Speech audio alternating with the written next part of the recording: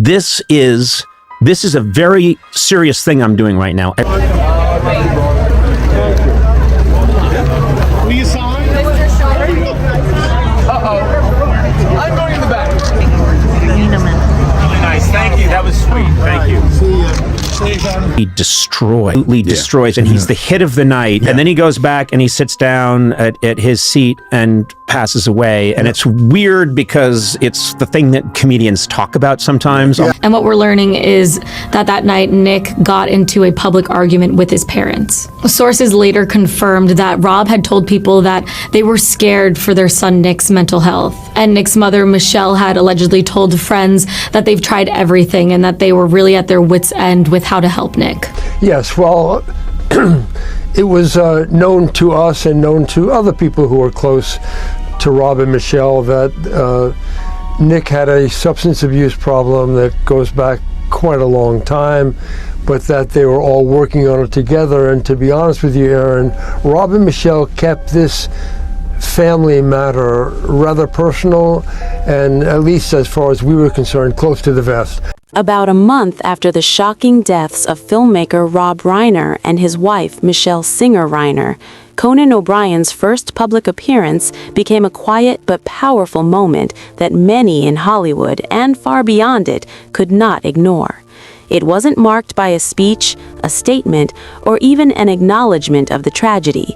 Instead, it was defined by something far more subtle, a smile, a relaxed posture, and the image of a man seemingly back in the familiar rhythm of public life despite the dark shadow cast by recent events. Now, there's one person in particular who this is especially hard for, and that's their 28-year-old daughter, Romy Reiner. She was extremely close with her parents, posted on social media a video of her cutting her dad's hair, pictures of them at the beach, and she really had a close bond with her family. And again, she was the one who found her parents' body. Photographed at a public entertainment gathering surrounded by fellow comedians and industry figures, O'Brien appeared calm, engaged, and at ease. To casual observers, the images looked ordinary, but nothing about the context was ordinary. The comedian had hosted a Christmas party just one night before Rob and Michelle Reiner were found dead, a detail that has since lingered heavily in public consciousness. Because of that proximity in time, O'Brien's appearance felt loaded with meaning, even though he offered none himself. What stood out immediately was normalcy. O'Brien wasn't hiding from cameras or rushing past photographers. He posed for photos, chatted with friends, and blended seamlessly into the scene. For some, this was reassuring, proof of resilience from a man whose career has always revolved around finding humor amid chaos. For others, it sparked quieter, more uncomfortable questions. How does someone return to normal life after being so close, if only by circumstance, to an event so devastating? And what does normal even look like after that? Hey, your father, the legendary Carl Reiner. Right. And rest in peace. You two have now been friends for, I believe this year, it's 67 years. 1950 we met. Yeah, we that's right. Do you see the friendship lasting? Oh, yes. Yeah? Is it A real... I'm going to ask this question. How many people know of the Dick Van Dyke Show? Okay. Not bad. Yeah. It helps. Yeah. Do you feel like you inherited that from him, of like just being a fan of other people's talent? I'm sure I did. I inherited a lot from him, including the fact that I have no hair. What my father used to say was, write about something where only you stand. And that will make it as honest and real as possible. Because if you know, if it's someplace where you stand, you can write from a very honest place, and that's what he tried to do. But no, he has a great way about. He had a great. I don't know. He used to do a routine with Mel Brooks, the 2,000-year-old man, and it's one. If you haven't heard it, get the albums. It's one of the. They're the funniest albums ever. By the way, it ages so well because it's about something that happened 2,000 years ago. Right. Another detail that drew attention was who O'Brien chose to be with. He appeared alongside longtime peers, people who know him well and have shared decades of industry pressure, success, and loss. That matters.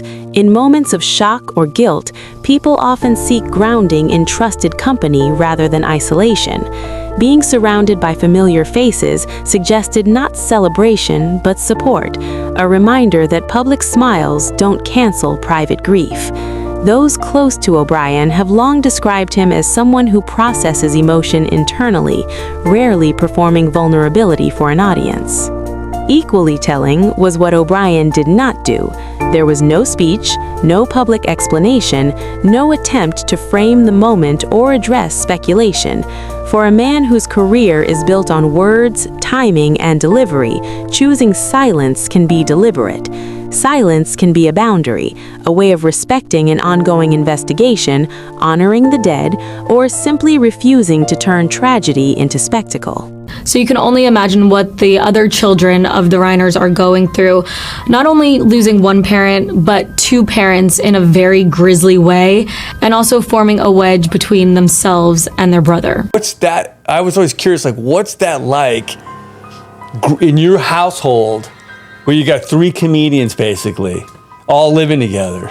Of course, it was like a great time, listening to stories and just tons of laughter. And then, going over to my grandfather's house, Mel Brooks would be over there. And it's just the incredible like dinners that we'd have, and I think honestly, now that I'm in my 30s, like I'm beginning to appreciate it a lot more. Mel and Carl would sit and have dinner every night. They were both widowers, and they would set up their TV trays, and Carl's nanny would make them dinner, and they would eat next to each other.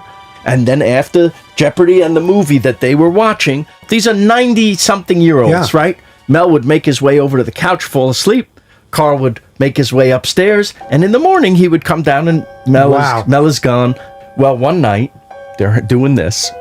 Carl gets up to go to the bathroom and doesn't come back. And Mel finds him, and he's passed away. Wow. That's how it happened. Did not know that. And Mel is so distraught, and he calls the family. Oh my God. And the family comes over, and Carl's daughter, she hugs him, and Mel says, "Where am I going to have dinner now?" And she says, "You come to my house, I'll make you dinner." So several times a week, that's where Mel goes. This quiet return to public view came as Hollywood continued to process the loss of Rob Reiner, a filmmaker whose legacy spans decades of comedy, drama, and political activism. The collective mourning rippled outward, touching multiple generations of entertainers. That collective mourning was underscored just days later when Mel Brooks, 99, made a deeply emotional admission about his late best friend, Carl Reiner, Rob's father. Speaking at the Los Angeles premiere of Mel Brooks, the 99-year-old man, Brooks said he was relieved Carl had not lived to witness the tragedy that later shattered his family.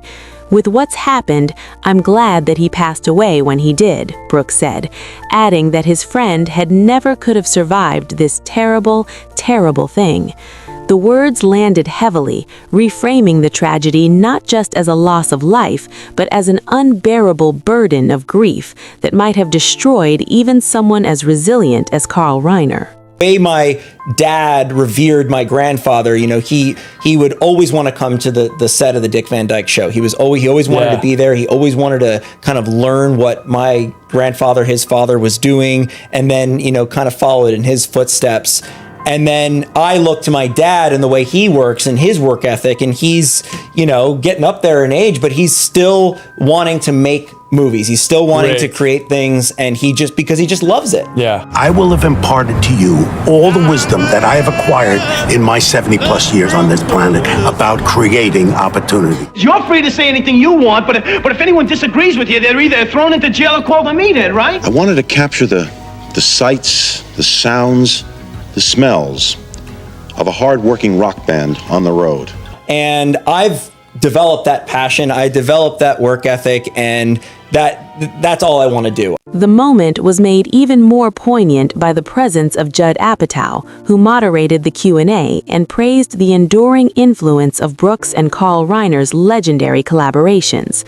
Brooks, visibly emotional, recalled their decades-long friendship and the effortless joy they brought each other. Laughter so real it left Carl clutching his stomach and falling to the floor. That joy now feels painfully distant in the wake of Rob Reiner's death.